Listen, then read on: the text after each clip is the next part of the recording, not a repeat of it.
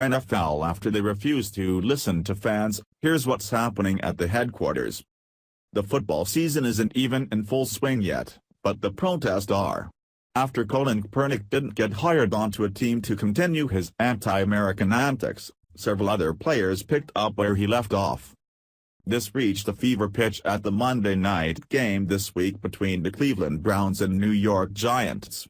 For the first time in history, a total of 11 athletes from one team dropped to their knee when the national anthem started, refusing to stand and honor our flag. These silly sideline protests are nothing compared to what's going down at the NFL headquarters in New York, but the reason for it is not what you think. The problem with these protests, as started by Kaepernick last season, is that they don't and won't accomplish what these athletes think they will. Showing defiance for our flag and in a free nation that allows them to act like idiots, only deepens the divide and invites more problems. We're seeing proof of this now.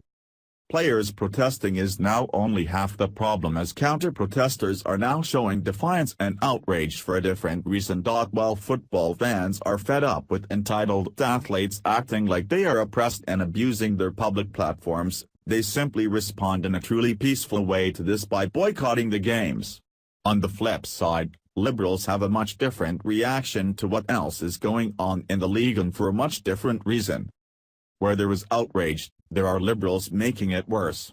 Groups like the NAACP should be happy with the stance that these black players are taking, but instead, are upset that Colin Kaepernick isn't playing.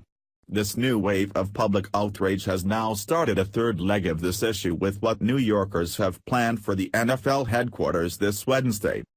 While patriots are boycotting the games in droves for the NFL not doing anything about their players, the NAACP is doing the same, since not a single team in the league will sign the godfather of this cause.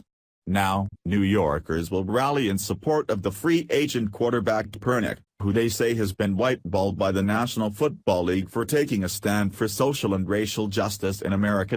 This rally, of course, fails to recognize that Kaepernick's athletic performance went downhill fast last season. However, those are just semantics that apparently get in the way of a social justice point to be made, and spearheaded by famed women's march chieftain Tamika Mallory. News One reports. United We Stand rally for Kaepernick is scheduled to begin at 5 p.m. EDT on August 23 in front of the NFL headquarters at 345 Park Avenue in New York City. Colin Kaepernick used his constitutional right to free speech and took a knee on behalf of Black lives, Mallory said in an email statement to News One. Within his field, where players have been excused for egregious behaviors like violence against women, it is clear team owners are making a statement, and we as consumers, viewers and people of good moral conscience must make a statement as well.